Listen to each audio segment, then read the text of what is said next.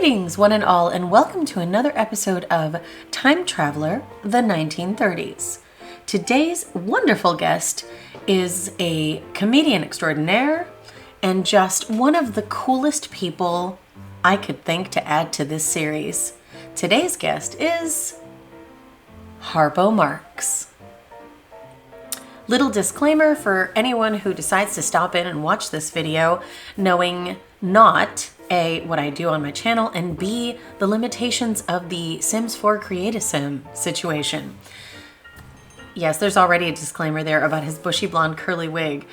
He did wear one of those. He also wore a red one. There's more detail about that later, but there are a lot of variations in Harpo's look and things that he did, things that I could not do without using CC, which I never do. I never use CC to make these characters. I also find that even with the face templates that we have, I cannot always achieve the exact face shape because humans are real and made of skin and bone, and Sims are not. So if you would like to say something, first of all, figure out what I do. I am in fact an artist and I do have a pretty good eye, so I do everything humanly possible to achieve the look of my characters. And beyond that, maybe just don't be a jerk. How about that today? That would be great. Now that that's said, for the rest of you who are awesome and are here to support me and what I do and my love for history and biography, welcome. This is such a fun person to do today. There really isn't as much detail about his life as I would have liked to include. I kind of looked through several sources that just repeated themselves quite a bit. I'm guessing it's because he was a fairly private person and he was very family oriented. So a lot of what he did off screen was just not really discussed very much, and that's okay. We have his talent and his likeness saved on screen, on film, for hopefully eternity, so we can all enjoy it and future generations can enjoy it. And now, without further ado, I am going to start his pretty cool story. Harpo Marx was born November 23rd, 1888, as Adolf on the Upper East Side of Manhattan. He and his family lived in a tenement that was populated by European immigrants in a neighborhood that was dotted with historical homes and buildings. His parents were Sam Marx, known as Frenchie, and Minnie Schoenberg Marx, the sister of vaudeville performer Al Sheen. Their family was Jewish, with Minnie's ancestry originating in Germany, and his father, a tailor by trade, hailing from Alsace, France. Adolf was the second of 5 boys. Young Adolf had very little formal education as a child. He was bullied and had serious difficulty getting through his classes. He was making a second attempt at passing second grade when he was pulled out of school at New York Public School 86. I mentioned that he was the second of 5 boys. A lot of people believe that there were 4 Marx brothers. There were actually 5 Marx brothers. And in order, their birth names were Leonard, Adolf, Julius, Milton, and Herbert, later known by the stage names Chico, Harpo, Groucho, Gummo, and Zeppo. After dropping out of the second grade, he immediately began to work to contribute to his family's income, which is not unheard of in this time period, by doing odd jobs as an errand and newspaper boy. He spent the better part of his childhood alongside his brother Leonard, assisting in shops and doing any work that would pay them a few cents. Groucho was the first brother to begin a performance career in a singing trio. He and Chico both made their way into radio early on in a radio series called Beagle, Shyster, and Beagle, eventually evolving their talents into a comedy act. Yeah, here's my disclaimer about trying to give him brown hair for some of his looks. He did actually have brown hair in real life that was kind of disheveled like that and shorter, but no dice with The Sims 4. We had to stick with the singular blonde curly wig.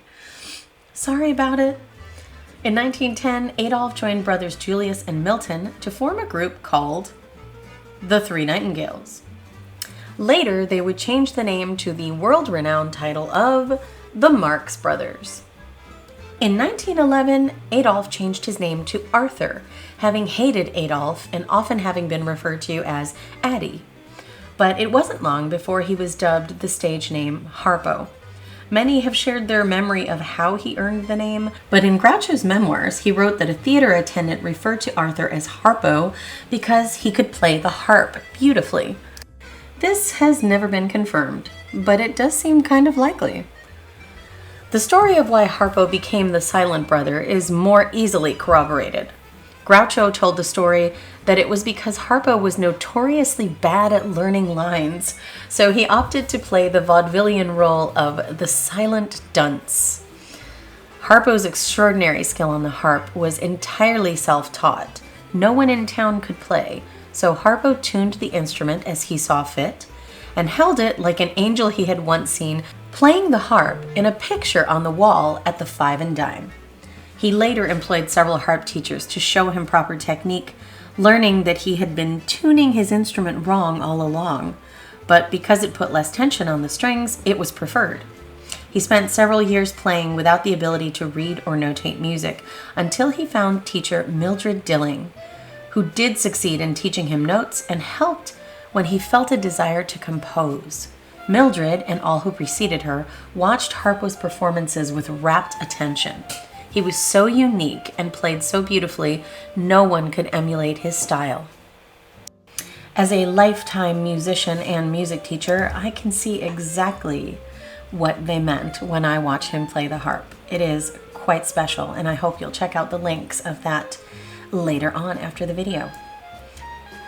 Chico assisted Harpo in getting jobs that they shared. One of their most frequent gigs was playing piano for silent films.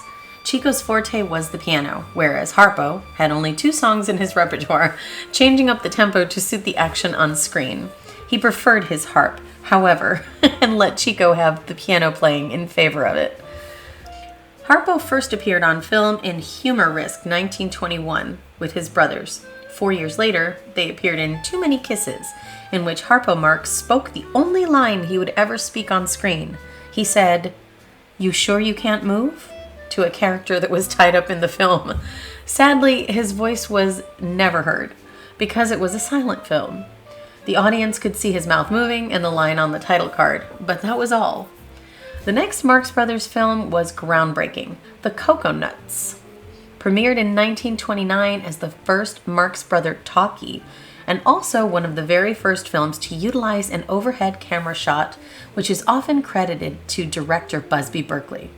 Berkeley, however, did not use the technique for an additional 5 years after the Marx Brothers collaboration in The Coconuts. In most of their films, the brothers fulfilled particular roles. Harpo would generally be Chico's partner in crime, for whom he would depict charades about a problem that Groucho had previously identified. Oftentimes, Harpo would use props that he would pull from bottomless pockets in his oversized trench coat, or by presenting Chico with his leg, frustrating Chico, or honking a bicycle horn. The sight gags were priceless and often unbelievable as Harpo pulled lit candles, blow torches, and steaming cups of coffee, complete with a saucer, from his coat. His contribution was often unexpected and always hilarious.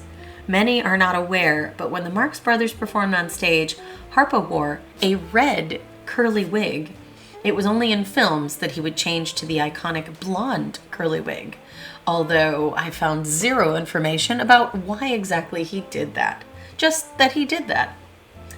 Animal Crackers was released in 1930 and became an iconic representation of the satirical roles played by the brothers. Harpo's other amusing talent was his use of mime, combined with over-exaggerated facial expressions to avoid the impression that something was wrong with Harpo because he didn't speak.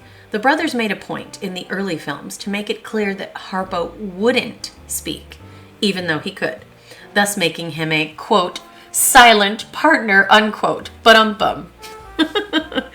Frequently, Harpo was put in positions in their films where he would have to relay very important information, but only by using whistles, mime, and props. His bushy and curly blonde wig was part of the gag. It made him look different from the other brothers and a little bit offbeat. In 1933, Duck Soup was released to rave reviews. Their comedic timing was at its peak. And also, in 1933, Harpo spent 6 weeks in Moscow, following the United States' recognition of the Soviet Union. He performed a 6-week tour that was a great success. He was so well received that he became friends with the Russian foreign minister, performing on stage together at one point in the tour. Also during this time in Harpo's career, Harpo began acting as a courier to and from the U.S. Embassy in Moscow. He would tape envelopes to his legs and pull his trouser leg over them to smuggle them back and forth. He would travel with documents taped to his leg for several days. His relief upon removing them was tremendous, and the joy of being able to scratch his leg is a memory that he recounts later on in interviews. In 1935, A Night at the Opera and La Fiesta de Santa Barbara was released. The latter film marked the first time Harpo's blonde wig could be seen in Technicolor. Harpo's personal life was rich and meaningful. He married actress Susan Fleming on September 28, 1936. It became public only because President Franklin D. Roosevelt sent a congratulatory telegram to the comedian. He enjoyed a lifelong marriage with Susan and was deeply in love with the idea of parenthood. The couple adopted 4 children soon after they were married: Bill, Alex, Jimmy, and Minnie. And in a 1948 interview with George Burns, Harpo was asked how many kids he wanted to adopt. He said the sweetest thing in response. He said, "I'd like to adopt as many children as I have windows in my house. So when I leave for work, I want a kid in every window waving goodbye." In the same year of his marriage, Harpo became a popular media icon. Walt Disney Productions' Mickey's Polo team depicted caricatures of celebrities as polo players.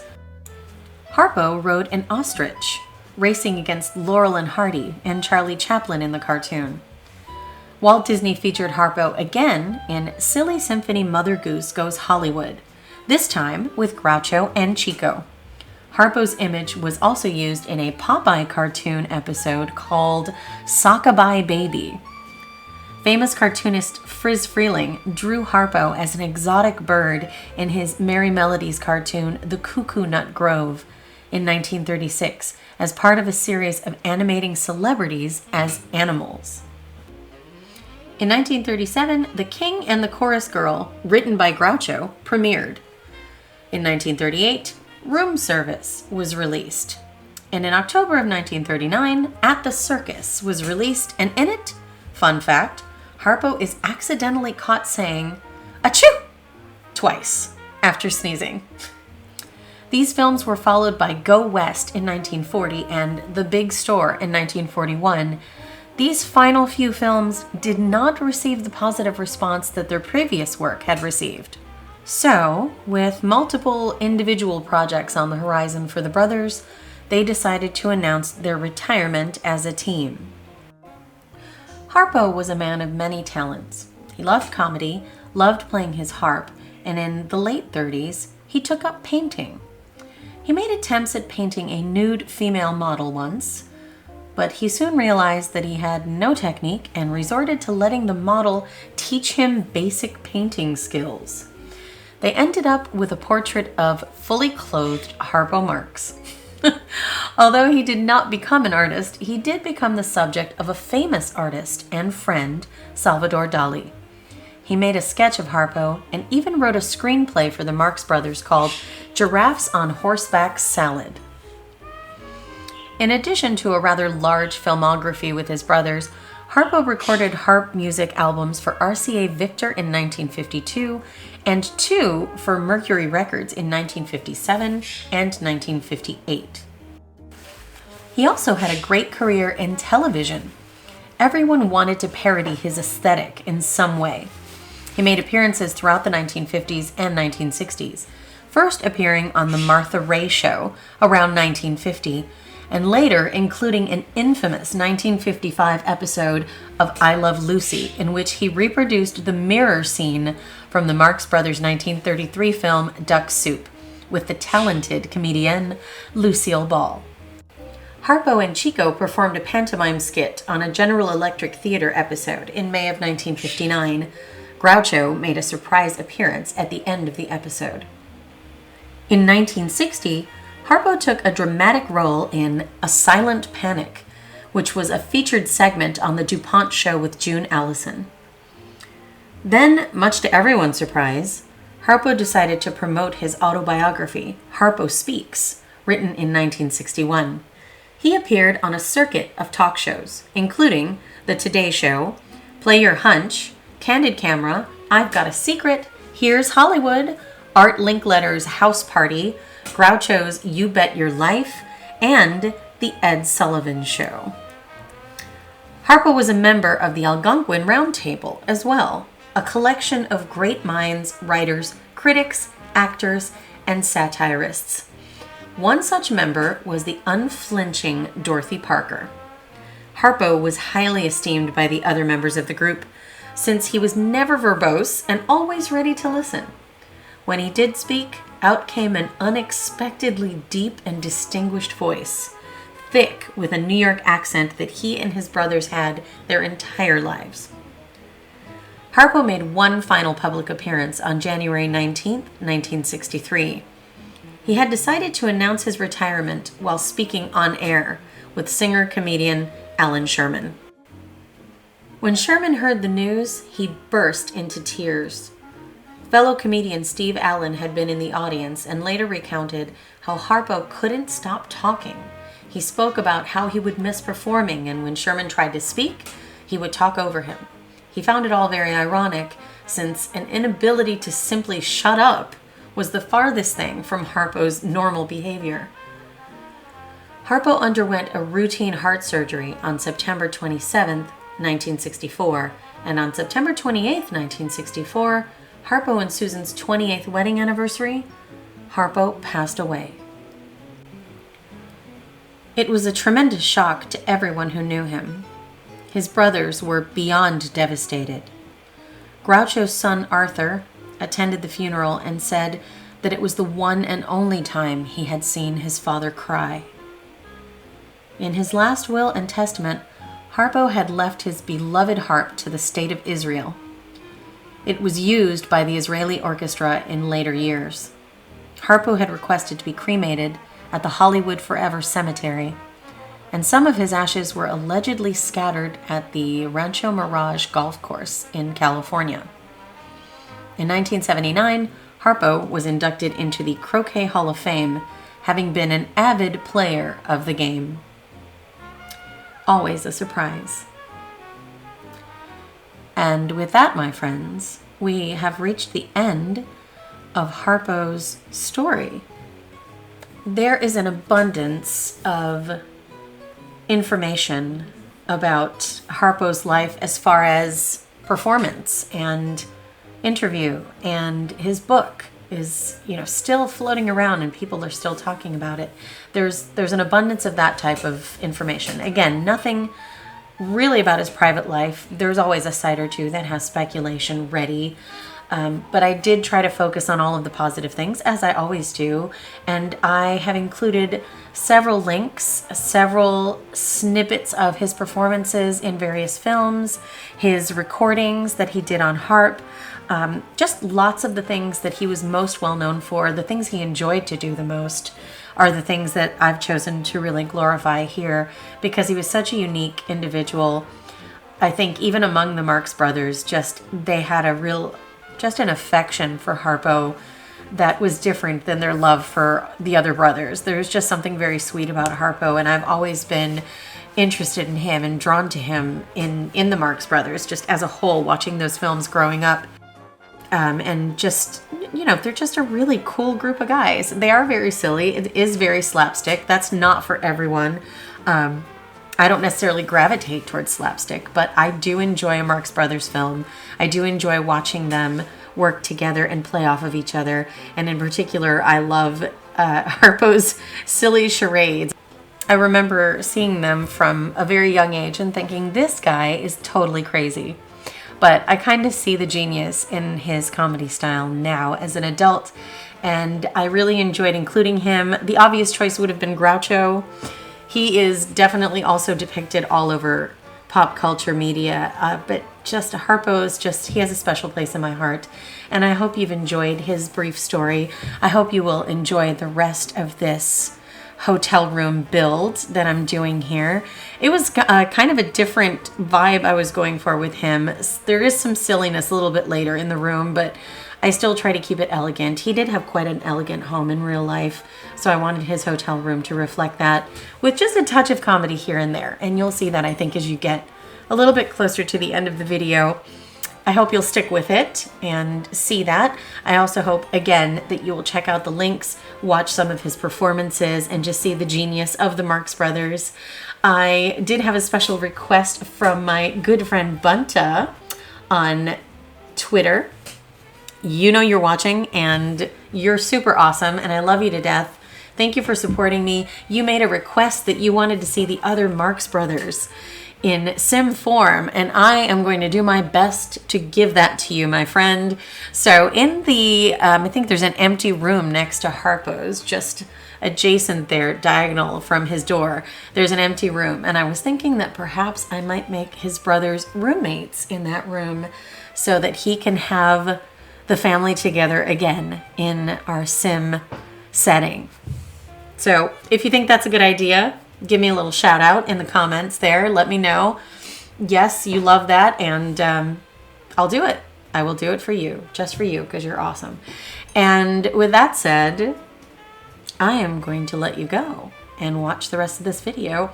I do have one more guest in the 1930s series. I'm not going to tell you who it is. If you remember the original Liszt, maybe you'll know, but that was a while ago, so I doubt it. I will be doing that video as soon as humanly possible. I am going to continue to travel on the weekends with my youngest child. Yeah. Anyway, it's a lot. It's a lot in the spring. So I'm doing my best to keep up and make sure that you guys have all the cool stuff that I can make as soon as possible. So thank you as always for your support. Thank you for watching. Thank you for not making rude comments. That is much appreciated. All of your love does not go to waste. I do very much appreciate all of you. And I hope that you have a fabulous weekend. And until next time, my friends, I hope that you are happy, safe, and healthy. And that you have a beautiful day.